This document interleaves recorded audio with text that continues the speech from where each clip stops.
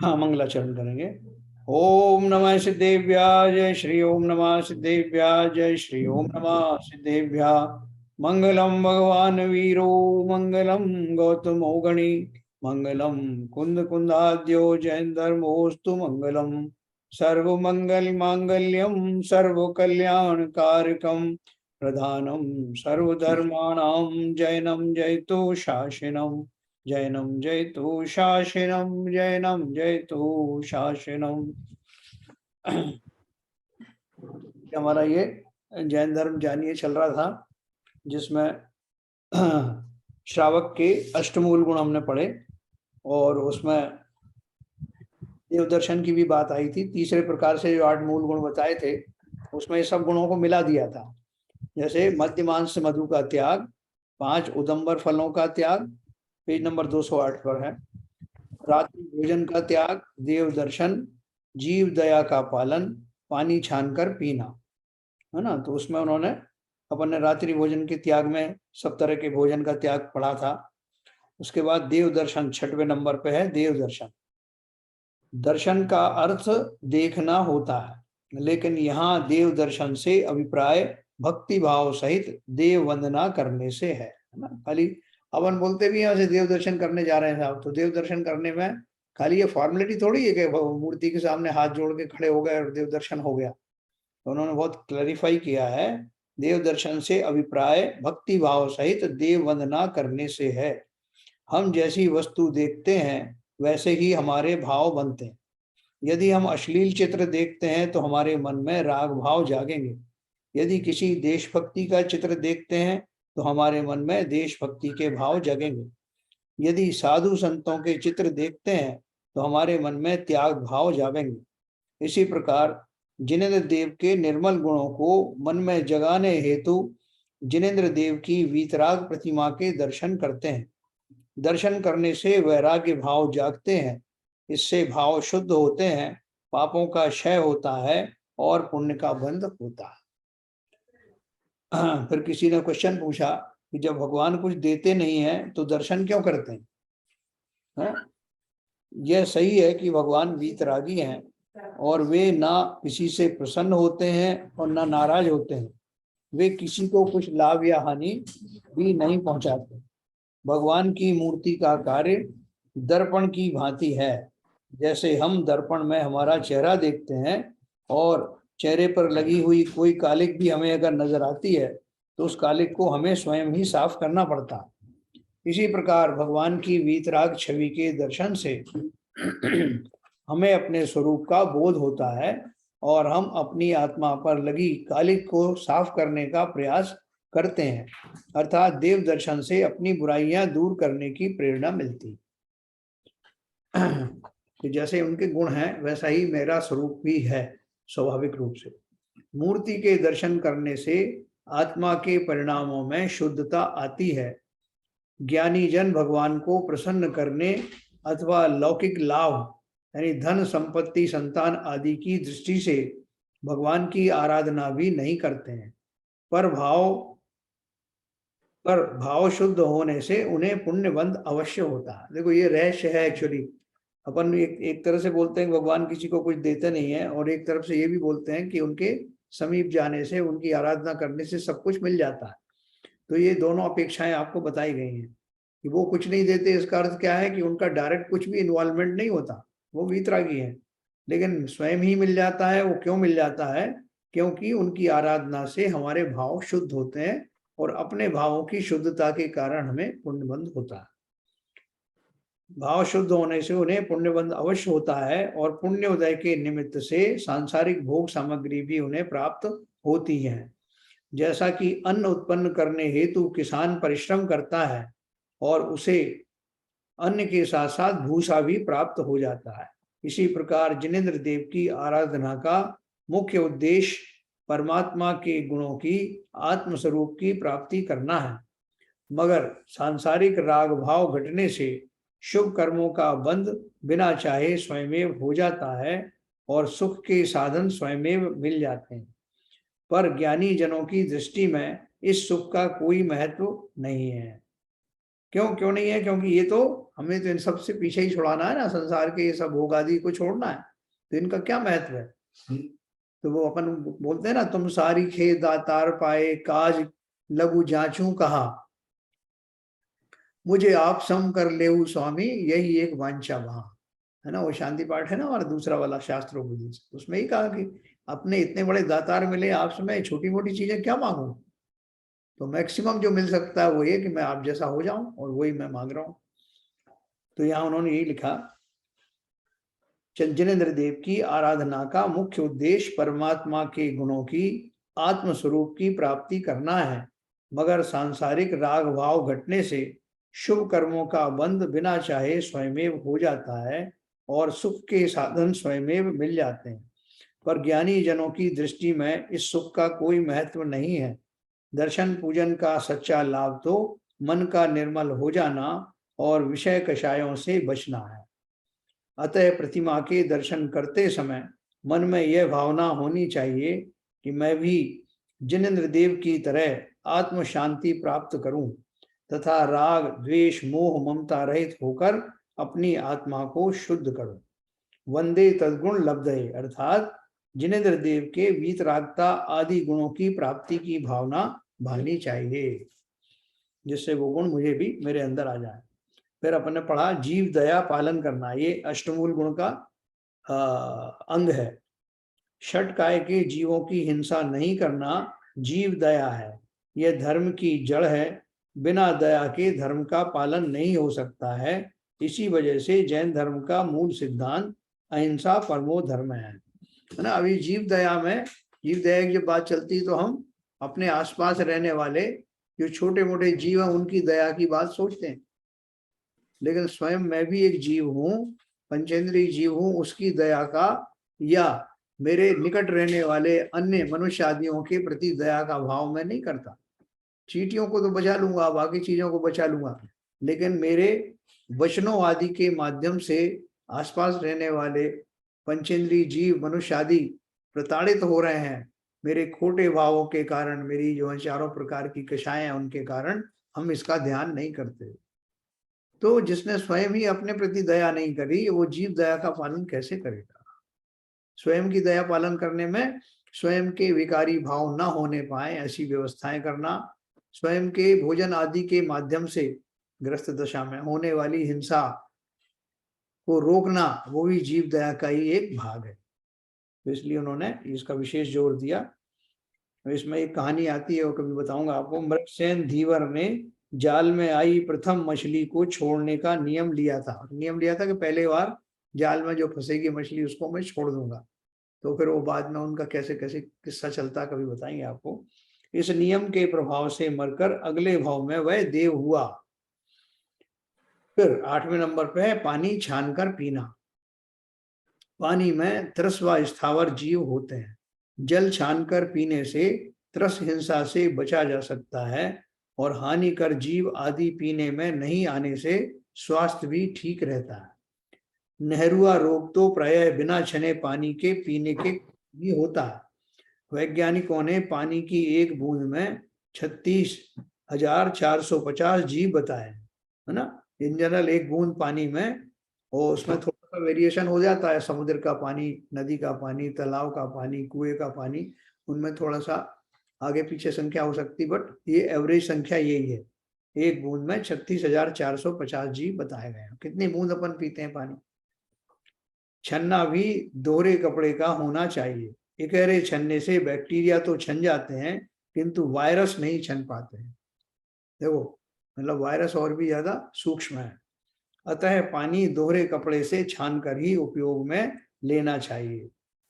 छने हुए जल की मर्यादा 48 मिनट होती है और 48 मिनट बाद इसमें त्रस जीव पुनः उत्पन्न हो जाते हैं। अतः उसे पुनः छान कर ही उपयोग में लेना चाहिए। इसमें लौंग आदि डालने से यह प्रासुक हो जाता है और ऐसे जल की मर्यादा 6 घंटे की हो जाती है। ठीक है। प्रासुक करने में क्या है इसमें, ये इसने इतना ही बोला इसमें कि छान कर उसमें लौंग आदि डालने से पुनः यह प्रासुक हो जाता है। पानी को उबाल कर गर्म करने से उसकी मर्यादा 24 घंटे की हो जाती है। इस अवधि के बाद यह जल उपयोग में लेने लायक नहीं रहता, क्योंकि उसमें जीवों की उत्पत्ति हो जाती है। उसे पुनः गर्म करके भी काम में लेने योग्य नहीं बनाया जा सकता, अतः उसे उपयोग में नहीं लेना चाहिए। जैसे 24 घंटे की आपने मर्यादा पूरी उसकी यूज कर ली, और उसके बाद में फिर से अगर उसी पानी को फिर से बॉईल करोगे या उसमें और ये लौंग वोंग डालोगे तो क्या होगा? साइंटिफिकली भी देखोगे तो उसमें वो जो ऑक्सीजन वगैरह है वो चली जाती है, वो कहते हैं मरा हुआ जल हो जाता है, उसमें वो बात नहीं रहती, और उसमें जीवों का कलेवर भी होते हैं, इस अपेक्षा से फिर उसको उपयोग में नहीं लेते। और भी कुछ रीजन रहे होंगे उसके। फिर जीवानी में बताया, जल छानने के पश्चात छन्ने में शेष बचे जल आदि को सावधानी पूर्वक उसी जलाशय, कुएं आदि में डालना चाहिए जहां से जल लिया गया है। अन्य स्थान पर डालने से स्पर्श, रस, गंध और वर्ण भिन्न होने के कारण जीवानी के जीव मर जाते हैं और हिंसा का दोष लगता है। देखो, जो जीव गर्म जगहों पर रहने वाले हैं वो ठंडे वातावरण में मर जाते हैं, जो ठंडे में रहने वाले हैं वो गर्म में जाके मर जाते हैं। इसलिए कल मैंने आपको टॉयलेट्स का ही बताया था कि जो आपका जो WC का जो पानी है उसमें दूसरी तरह के जीव रहते हैं, और बाकी आपका जो बाथरूम का पानी है उसमें दूसरी तरह के जीव रहते हैं। तो जब हम विसर्जन करें जल आदि का तो इस बात का विशेष ध्यान रखें कि साबुन आबुन वाला जो जल है वो दूसरी जगह ना डालें WC वगैरह में, क्योंकि वहां उसी जाति के जीव उन नालियों में रहते हैं उस स्ट्रीम में। तो बहुत भली प्रकार से सोच करके करना, मल आदि का विसर्जन भी कहीं करना है, बाहर में भी कहीं करना है, तो जहाँ जैसे महाराज लोग करते हैं ना, तो वो बिल्कुल ध्यान रख करके कि कहीं इस तरह के जीव चलते फिरते नजर नहीं आए, विशेष ध्यान रखना। तो ऐसा ही जीवानी के लिए बताया उन्होंने। अष्टमूल गुणों की पालना आवश्यक है। यदि एक गुण की भी पालना नहीं की जाती है तो वह व्यक्ति श्रावक नहीं कहला सकता। जैसे अपन मुनियों के लिए कहते हैं ना, 28 मूल गुणों के पालन में अगर एक भी मूल गुण की कमी रह जाए तो मुनि पद चला जाता है, वो मुनि नहीं कहलाते, पूज्य नहीं रहते, ऐसा शास्त्रों में लिखा है। तो उसी प्रकार से है ना, छोटा मोटा दोष लगे तो दोष का निवारण होता है, लेकिन वो गुण पालन ही नहीं कर रहा है कोई। इसी तरह श्रावकों के लिए भी यही वैलिड है। अष्टमूल गुणों की पालना से मैं अगर वो यदि एक गुण की भी पालना नहीं की जाती है तो वो व्यक्ति श्रावक नहीं कहला सकता। अष्टमूल गुणों की पालना से भाव सुधरता है। जैसे किसी ने जो है बाकी सब तो हम पालन कर रहे हैं साहब, लेकिन रात्रि भोजन कर रहे हैं या रात्रि भोजन भी छोड़ दिया है, पानी जो है अनछना पी रहे हैं, या और जो है जलेंद्र देव की भक्ति आदि के भाव आते ही नहीं है, तो फिर वो पूरी क्रियाएं रह जाती हैं। इसलिए उन्होंने बोला कि एक भी अगर अष्टमूल गुणों में से एक भी मूल गुण अगर नहीं है तो उसको फिर श्रावक नहीं कहते। इन गुणों की पालना करने से पूर्वा भील मरकर देव हुआ और बाद में वही जीव भगवान महावीर बना।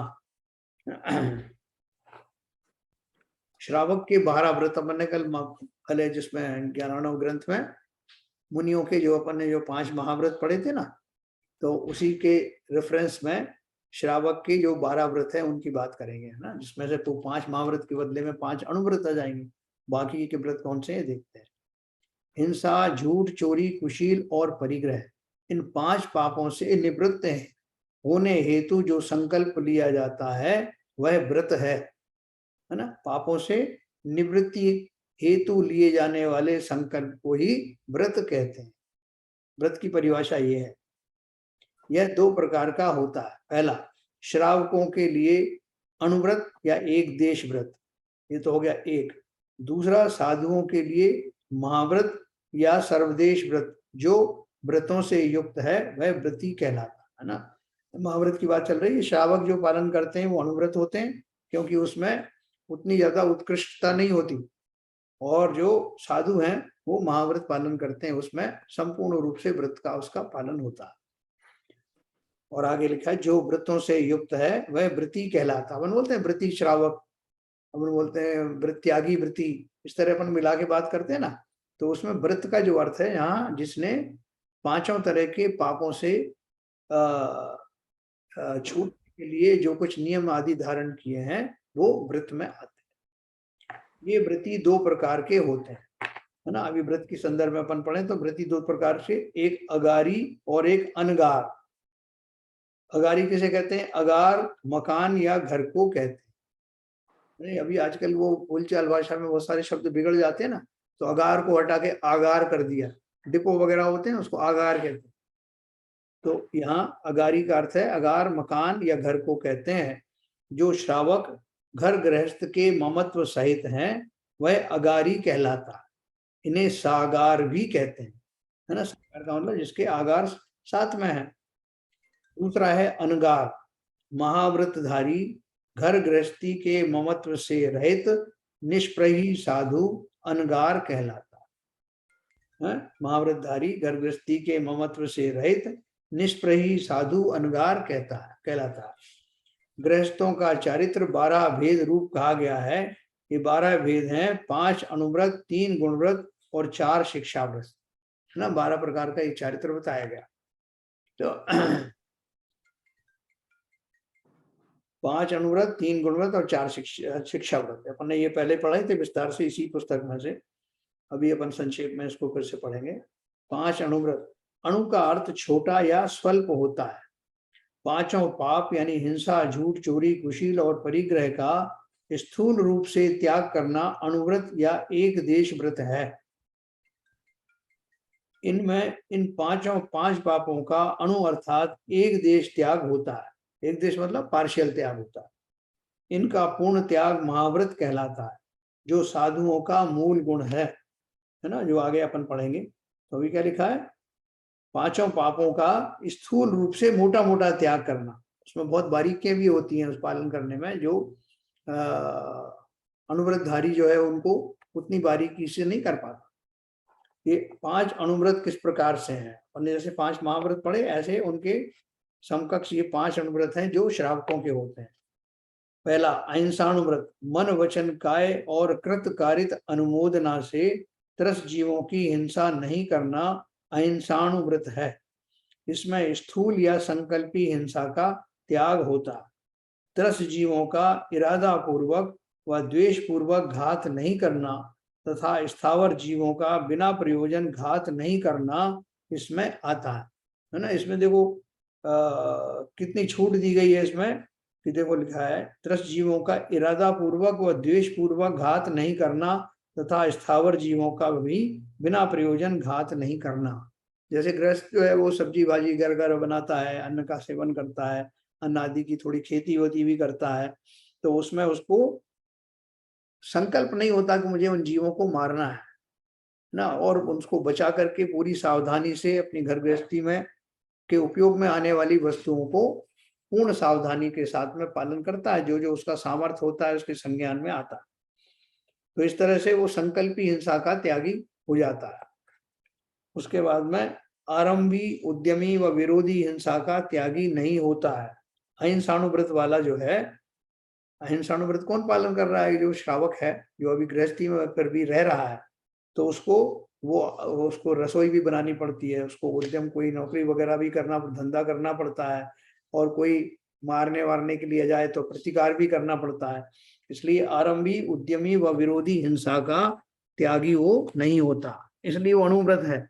जब महाव्रत की बात करेंगे तो वो इन सब का भी त्यागी हो जाता है, परंतु वह इनमें भी यत्नाचार पूर्वक प्रवृत्ति करता है। दूसरा है सत्यानुव्रत, स्थूल असत्य अर्थात मोटा झूठ का त्याग करना सत्यानुव्रत है ना। अब ये सत्यानुव्रत की बात करते हैं तो उसमें भी, क्योंकि ये अनुव्रत है इसलिए उसमें भी पार्शियल है, मोटा मोटा ऐसे बाय एंड लार्ज। स्थूल असत्य अर्थात मोटा झूठ का त्याग करना सत्यानुव्रत है। तो कई बार हमारे जो है ऐसा दोष लग जाता है कि हमें पूरी जानकारी नहीं हुई और फिर हमने जो है कह दिया कि ये बात ऐसी है, तो वहां पे वो दोष लग जाते हैं। लेकिन ये सत्यानुव्रत के धारण करने वाले को ये किंचित जो है वो उसमें समाविष्ट है, कि हो सकता है कि उनको बहुत ज्यादा गहराई से पता ना हो, किसी कारण से उसने ऐसा कह दिया हो, लेकिन जानबूझ करके झूठ बोलने का भाव नहीं रहता। तो स्थूल असत्य अर्थात मोटा झूठ का त्याग करना सत्यानुव्रत है। जीव, समाज, धर्म, राष्ट्र पर जिस सत्य वचन से संकट आ जावे ऐसा सत्य वचन भी नहीं बोलना सत्यानुव्रत में आता है ना। क्यों? गृहस्थ है, श्रावक है, बहुत सारे ऐसे कारण होते हैं जब जैसे देश पर संकट आ जाए, धर्म पर संकट आ जाए, तो कई बार उसको टालने के लिए वो ऐसा उनको बोलना पड़ता है जो स्पष्ट रूप से सत्य नहीं होता, तो तब भी उसको असत्य नहीं मान करके, क्योंकि वो अपने स्वार्थ के लिए झूठ नहीं बोला गया है, इसलिए उसको सत्यानुव्रत के जो धारी हैं उनको इतना अलाउड होता है। अचौर्यानुव्रत, स्थूल चोरी का त्याग इस व्रत में आता है। सार्वजनिक उपयोग में आने वाली वस्तुएं, हवा, पानी, मिट्टी आदि के अतिरिक्त बिना दिए दूसरे की संपत्ति आदि नहीं लेना और ना ही किसी को दिलवाना अचौर्यानुव्रत में आता है ना। जब अपन जो मिट्टी, पानी और ये सबकी बात आती है तो महाव्रतधारी तो ये भी नहीं लेते, जब तक कोई श्रावक उनको ना ला के दे दे वो अपने आप नहीं लेते सब। कम तोलना, अधिक मूल्य लेना, घटिया वस्तु को अच्छी वस्तु में मिलाकर बेचना, किसी की गिरी हुई या भूली हुई वस्तु को प्राप्त करने आदि का भी त्याग करना इस व्रत के अंतर्गत आता है। अचौर्य को अस्तेय भी कहते हैं ना, अस्तेय मतलब अचौरी। फिर ब्रह्मचर्यानुव्रत, अपनी विवाहित स्त्री के अलावा अन्य स्त्रियों के साथ काम सेवन नहीं करना तथा उन्हें बुरी दृष्टि से नहीं देखकर अपनी माँ, बहन, पुत्री समान समझना ब्रह्मचर्यानुव्रत है। मतलब उसमें कुछ पार्शियल तो है, इस तरह के भोग आदि हैं, इसलिए वो अनुव्रत में आते हैं, जबकि महाव्रत में ये पूरी तरह से इसका कोई अस्तित्व नहीं रहता, इस तरह की कोई लालसा अपनी स्त्री भी होती नहीं। पर्व, अष्टमी और चतुर्दशी के दिनों में अपनी स्त्री का त्याग भी इसमें आता है ना। वो पे थे ना आपने सुदर्शन सेठ पटना में जो रहते थे, जो अष्टमी और चतुर्दशी को शमशान में जाकर के वहां पे नग्न होकर मुनिवत तपस्या करते थे, और जिनका अपना बहुत अडिग व्रत था, अपनी स्वद्वारा अपनी स्त्री के अतिरिक्त और किसी के बारे में उनका कभी कोई विकारी भाव आते नहीं थे। तो ये ब्रह्मचर्यानुव्रत हो गया। फिर परिग्रह परमाणु व्रत, धन, धान्य, हाथी, घोड़े, नौकर, बर्तन, जमीन, मकान आदि का अपनी आवश्यकता को समझकर जीवन भर के लिए परिमाण कर लेना और उससे अधिक की इच्छा नहीं करना परिग्रह परमाणुव्रत है ना। धन, धान्य, हाथी, घोड़े, नौकर, बर्तन आदि, इनमें लिमिट बना लेना आपने, और लिमिट भी कैसी, जितनी कम से कम हो सकता है, जीवन भर के लिए परिमाण कर लेते हैं वो, फिर उसको भी घटाते जाते हैं। ये सब परिग्रह परिमाण में आता है। और परिग्रह जो है उसके 25 भेद, अपन 24 भेद पढ़े ना, परिग्रह 24 भेद, त्याग करें मुनिराज जी। मुनिराज जी के तो पूरे ही त्याग होते हैं 100%, और यहाँ उन्होंने कितना दिया कि इसमें अपनी आवश्यकता को समझकर जीवन भर के लिए परिमाण प्रणाम कर लेना। बहुत सारे लोग करते हैं कि साहब मैं जीवन में इतने से ज्यादा धन की कमाई नहीं करूंगा, अगर इससे ज्यादा हो गया तो मैं दान कर दूंगा, फिर उसको भी और कम करते चले जाते हैं। जैसे जैसे हमारा आयु बढ़ती जाती है, गृहस्थी की दशा कम होती जाती है, हमारी आवश्यकताएं भी कम हो जाती हैं। तो इसलिए परिग्रह जितना ज्यादा, जितना कम कर सकते हैं, तृष्णा जान उच्छेद, घटती जान घटाई है, जितने कम कर सकते हैं उतने आपको उतना लाभ मिलेगा। जितना कम करेंगे उतना आपके खाते से वो परिग्रह संबंधी जो है वो दोष समाप्त होंगे। इसके बाद हमने पढ़ा 3 गुण व्रत पढ़े थे कि 5 अनुव्रत हैं, 3 गुण व्रत। गुण व्रत क्यों है कि वो अनुव्रतों की पावर को बढ़ाते हैं, इसलिए वो गुण व्रत है, उनके गुणों में वृद्धि करते हैं। जो अनुव्रतों को बढ़ाते हैं, उन्हें दृढ़ता प्रदान करते हैं, वे गुण व्रत हैं। इनके 3 भेद हैं, दिग्व्रत, दिग्व्रत, देशव्रत और अनर्थ दंड, ये 3 भेद हैं। तो दिग्व्रत किसे कहते हैं, 10 दिशाओं में आने जाने की मर्यादा यानी सीमा जीवन भर के लिए निर्धारित कर लेना दिग्व्रत कहलाता है। जैसे यदि कोई यह नियम ले ले कि वह जीवन पर्यंत भारत से बाहर नहीं जाएगा तो वह दिग्व्रत धारी है ना। 10 दिशाओं में जाने की मर्यादा है, उसमें जीवन भर के लिए उसने निर्धारित कर लिया, वो दिग्व्रत कहलाता है। फिर देशव्रत क्या है, देशव्रत है दिग्व्रत में जो सीमा श्रावक ने निर्धारित की है उसमें भी कुछ दिन, सप्ताह या माह आदि के लिए आवागमन की सीमा कम कर लेना देशव्रत है। जैसे आपने ये तय कर लिया कि मैं जीवन भर भारत से बाहर नहीं जाऊंगा, अभी उसमें भी आपने और नियम ले लिया कि मैं मध्य प्रदेश से बाहर नहीं जाऊंगा इन अष्टमी को, चतुर्दशी को, या एक सप्ताह के लिए, एक माह के लिए, ऐसा उसमें फर्दर हम सीमाएं बना सकते हैं। जैसे उपरोक्त दिग्व्रतधारी यदि यह नियम कर ले कि भादवे के महीने में वह अपने शहर से बाहर नहीं जाएगा तो वह देशव्रतधारी है। इसका अभिप्राय केवल इतना है कि मनुष्य अपनी इच्छाओं को कम करता चला जाए। फिर अनर्थ दंड व्रत हमने पढ़ा। अनर्थ से तात्पर्य बिना प्रयोजन है, जो बिना प्रयोजन जीव की हिंसा आदि में कारण हो, उनसे विरति करना अनर्थ दंड व्रत है। बिना प्रयोजन अनर्थ, अनर्थ बोलते मतलब आपने अनर्थ कर दिया, जिसका अर्थ नहीं कोई भी, जो करने योग्य नहीं है, करने का कोई कारण नहीं, उसको करना वो अनर्थ कहलाता है। इसलिए अनर्थ दंड व्रत कहा है इसमें। अनर्थ से अर्थात तात्पर्य बिना प्रयोजन है, जो बिना प्रयोजन जीव की हिंसा आदि में कारण हो, उनसे विरति करना अनर्थ दंड व्रत है। जीवों द्वारा मन वचन काय से ऐसी क्रिया या प्रवृत्ति करना जो उपकारी ना होकर मात्र पाप का अर्जन करती हो, इन निरर्थक क्रियाओं का त्याग करना अनर्थ दंड व्रत है। देखो इसके भेद हैं, 5 भेद हैं, इसको पढ़ के अपन समाप्त करेंगे। पापोपदेश, जमीन खोदने, खोटे व्यापार करने, वनस्पति छेदने आदि पाप वर्धक क्रियाओं का उपदेश देना। इसलिए देखो मुनि आदि जो है, मुनि लोग कभी चला करके आपसे नहीं कहेंगे कि आप ये कर लो, वो कर लो, ऐसा कार्य कर डालो। यहाँ तक कि मंदिर आदि निर्माण करने के लिए भी वो डायरेक्टली आपको नहीं कहेंगे, क्योंकि उन्हें मालूम कि इसको बनाने में बहुत सारे पृथ्वी काय के जीवों की हिंसा होती है, तो इसलिए वो ऐसा उपदेश देते नहीं। या किसी तरह का गृहस्थी बढ़ाने का, शादी ब्याह करने का, संतान उत्पत्ति करने का ऐसा भी उपदेश वो देते नहीं। जमीन खोदने, खोटे व्यापार करने, वनस्पति छेदने आदि पाप वर्धक क्रियाओं का उपदेश देना। और ये तो किसके लिए बताया जा रहा है? ये तो श्रावक के लिए बताया जा रहा है, मुनि की तो और ऊंची बात है। फिर हिंसा दान, हिंसा के उपकरण शस्त्र, तलवार, छुरी, कटार आदि तथा जहर आदि मांगने पर देना, है ना। बहुत सारे लोग पहले जमाने में चाकू वगैरह भी देते नहीं थे किसी को, छोटे छोटे चाकू, क्योंकि वो उपकरण है ना, उनसे हिंसा भी हो सकती है। हिंसा दान हो गया। फिर प्रमादचर्या, प्रमाद पूर्वक भूमि पर विचरण करना, बिना देखे भाले बैठना, बिना कारण पानी गिराना, बिना कारण अग्नि जलाना, कुत्ते बिल्ली आदि को पालना, बिना कारण कच्चे फल पत्ते टहनी आदि तोड़ना, है ना, ये इसमें आते हैं। इसका विस्तार से कभी आपको वर्णन देखना है तो इसमें 395 पेज पर प्रमाद के बारे में विस्तार से दिया गया है। अपन ये सब पढ़ चुके हैं एक बार। फिर अपध्यान, अपध्यान किसे बोलते हैं? निष्प्रयोजन अन्य जीवों का बुरा विचार, यानी किसी जीव ने आपका कुछ बुरा किया ही नहीं, लेकिन फिर भी आपके मन में आ रहा है कि यार उसकी वो बहुत प्रशंसा हो रही है, तो उसको कैसे डाउन किया जाए, उसके खिलाफ कैसे चुगली की जाए। तो देखें जरा मेरे कौशल देखो, मैं कैसे लोगों को आपस में भिड़ा देता हूँ। ऐसे कौतूहल के भाव से भी निष्प्रयोजन किसी का बुरा विचारना, ये अपध्यान नाम का अनर्थ दंड है।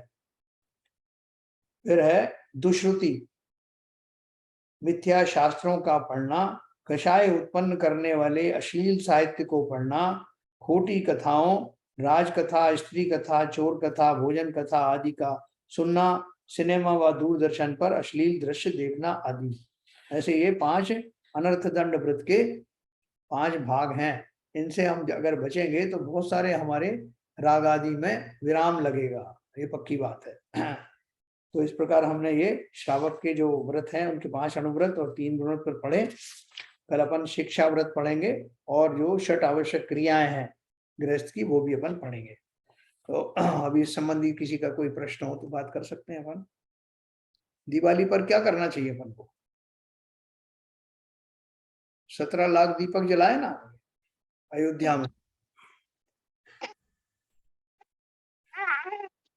दीवार, हाँ, लेकिन अब वो उन सनातन धर्म में तो अब उनको तो इस चीज का भान नहीं है ना, उतना ज्ञान नहीं है ना जो हम कर रहे हैं। बराबर बराबर, सही बात है। चलो ये छोटे श्रावक को भी ले आए आप? हाँ, वो घर में वो मेरी सिस्टर आई हुई है, तो अच्छा अच्छा। आज वो दिवाली हमारे यहाँ नहीं मन रही है, दूसरों के यहाँ तो मन नहीं है ना दिवाली, तो लोग आना जाना चालू हो गया। बिल्कुल बिल्कुल बिल्कुल। वैसे भी अभी मैं अभी वहां पर नैमीगिरी में गया था, तो एक टहनी किसी ने तोड़ के डाली हुई थी, एकदम हरी रंग की टहनी, और छोटे छोटे उसमें पत्थर और छोटे छोटे अनार लगे हुए थे उसमें। उसमें 10-15 अनार लगे हुए थे। तो मेरे को ऐसा लगा कि पता नहीं कि किसी को मार के डाल दिया हो। हाँ हाँ हाँ हाँ हाँ, सही कह रहे हैं। क्योंकि इस तरह के भाव जब अपन समझने लगते हैं ना, तो अपने को मालूम पड़ता है कि कितनी हिंसा है। वो जो पौधा अभी पल्लवित हो रहा था, जिसमें अभी विस्तार की शक्ति मौजूद थी, जिसमें फल लग गए, फलों में बीज होते हैं, बढ़ने की जिसकी शक्ति थी, उसको बीच में ही उसको बाधित कर दिया। तो बिल्कुल लगता है, सही कह रहे हैं। क्या पदमचंद जी, खूब जो जोर शोर से हो रही दिवाली वहां पर जयपुर में? खूब जोर शोर से हो रही है सर। हाँ रोशनी भी सब हर घर पे है, हर घर पे रोशनी है। हाँ और जयपुर की दिवाली तो हमेशा वैसे ही। हाँ, सही नहीं बात सर, इसमें ऐसा दीपावली के टाइम पे जी। किसी को मतलब कुछ बोलना भी थोड़ा सा, जैसे कल एक हमारे कलीग थे, उनके यहाँ गए थे, हाँ अब वो पटाखे वटाखे फोड़ रहे थे, तो पटाखे तो हम लोग ने छोड़ना बहुत पहले छोड़ दिया था, पटाखे फोड़ना, और बच्चों ने भी छोड़ दिया था। हाँ अब वो फोड़ रहे थे, तो बोला कि जीव हिंसा बहुत सारी होती है इसमें, है हाँ ना। तो बोले ऐसे ऐसे ऐसे, भाभी जी बोले कि ये त्योहार नहीं बनाएंगे कि हम लोग। मैंने कहा त्योहार तो बनाने का दिन है, दूसरों को मारने का दिन थोड़ी है। हाँ आप सेलिब्रेट करो, अच्छी बात, खुशी मनाओ इस चीज के लिए, हाँ लेकिन आपकी खुशी में दूसरों की जान जा रही है, वो एक थोड़ा देखना है। मैंने कहा उन जीवों, अपने बच्चे तो अपने को बहुत प्यारे लगते हैं, लेकिन जो दूसरों के जीवों के बच्चे हैं जिनको अपन ऐसे ही मार देते हैं, और हम सोचते भी नहीं हो, मतलब दिमाग में आता भी नहीं है, तो कई बार बोलते हैं, लेकिन वो प्रतिभा तीसरी निगाह से देख रही, वाइफ मेरे, बच्चे देख रहे हैं, पापा तो हर जगह चालू हो जाते हैं। ऐसे बोलेंगे तो कोई आदमी कुछ मतलब टोकना शुरू कर देगा, तो हर जगह टोकना चालू कर देते हैं। तो कितना कई बार बोलना सही है, कई बार नहीं बोलना, मतलब वो समझ में नहीं आता कहाँ क्या बोलना चाहिए।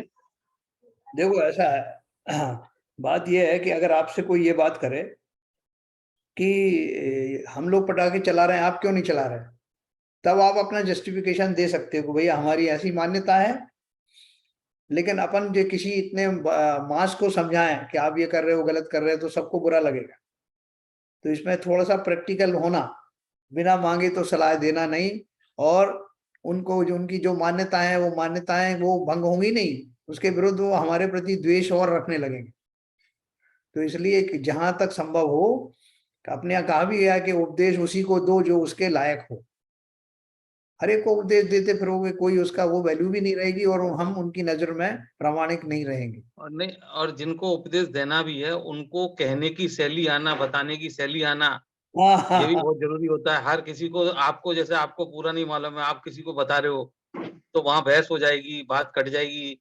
तो उससे आप अपने मन में जो आपको भाव है वो रखो और शांत रहो, तो इतना बस, ही। बिल्कुल सही कहा आपने। क्योंकि वो जो जिस स्टाइल में अपन बताएंगे, वो अवश्य उनको चुभने वाली है। वो एक रिसेप्टिव मोड में तो होते नहीं है कि इसने कोई अच्छी बात बताई इसे ग्रहण करना है। तो इसलिए वो द्वेष का ही विषय बन जाएगा, है ना। जी जी सर। हमारी अब जैसे पटाखे अभी अब वैसे कम होते जा रहे हैं, जैसे अभी जो हमने दिवाली देखी है उसके हिसाब से देखा जाए तो 10% भी नहीं रहे। हाँ हाँ, नहीं वो पोल्यूशन की भाषा तो समझते हैं, कितना पोल्यूशन होता है इसमें, जी लोगों को सबको सांस लेने में दिक्कत आती है, और भी जो दूसरे जीव हैं वो भी बिना कारण के मर जाते हैं। अपन दूसरे स्टाइल से बात करो, ठीक है ना। और ये कोई अपन से पूछे, अब जैसे हमारी बिल्डिंग में अब कितने कितने फंक्शन सभी की बिल्डिंग में होते हैं वहाँ, तो अब रात्रि का भोज, सब जगह रात्रि में ही भोज आयोजित होता है। तो वो बोलते हैं कि अंकल जी आप तो खाओगे नहीं, आप रात में खाते नहीं। हाँ भैया हम तो नहीं खाएंगे। कोई पूछे तो क्यों नहीं खाते हैं, तो उसमें बता दो भाई हमारे मत के अनुसार ऐसा ऐसा है, सूर्य अस्त के पश्चात वैज्ञानिक भी ऐसा मानते हैं। वो अपनी बात कह के समाप्त, जिसको खाना है जो खाए। लेकिन हमारा मैसेज जरूर जाएगा ये, कि नहीं खाते, कुछ ना कुछ कारण तो है। ठीक है ना संजय जी। तो जी सर। हमको किसी के चक्कर में नहीं पड़ना है, अपना अपना लोटा छानना है। वो विशेष ध्यान रखो कि अब जैनियों में ही कितने लोग हैं अभी ऐसे जो इस बात को नहीं समझते। जैनियों की तो छोड़ ही दो, उनसे अपन वैज्ञानिक ढंग से बात करो, भाई विज्ञान ने बताया है कि इतना पोल्यूशन होता है, सांसों में जाता है, जीवों को इतना दिक्कत होती है, तो क्यों ऐसा काम किया जाए, बारूद की गंध जाती है। ठीक है ना। और बताएं, अब कल क्या करने वाले हैं लोग? सुबह सर वही अभिषेक मतलब है, पूजा 6 बजे के आसपास और 6:30 7 बजे के आसपास लड्डू चढ़ाना है, लाडू चढ़ाएगा, हाँ। फिर पूजा वगैरह है। अच्छा, वो जो दूसरे जो मत के लोग हैं, वैष्णव लोग हैं, वो भी कुछ ना कुछ चढ़ाते हैं, मिठाई वगैरह सब जो मिष्ठान चढ़ाते हैं और उसमें से प्रसाद ग्रहण करते हैं, उसमें और हमारे लड्डू चढ़ाने में क्या अंतर है? हम लोग जो लाडू मतलब पूरा समर्पित कर देते हैं उनको जिन्हें, और वो प्रसाद के रूप में जैसे वो बांटते हैं, वो प्रसाद के रूप में हम लोग नहीं मानते हैं। हाँ। नहीं, अपने जो महावीर स्वामी के निर्वाण हुआ तो उस चक्कर में लाडू चढ़ाते हैं अपन। नहीं, निर्वाण लाडू तो चढ़ाते हैं, लेकिन उसका किस बात का प्रतीक है? वो हमारा प्रसाद आरोहण करना, लड्डू चढ़ाना और उन लोगों का मिष्ठान चढ़ाने में क्या अंतर है? अपन उसको खाते नहीं है, प्रसाद के रूप में लेते नहीं है। हाँ।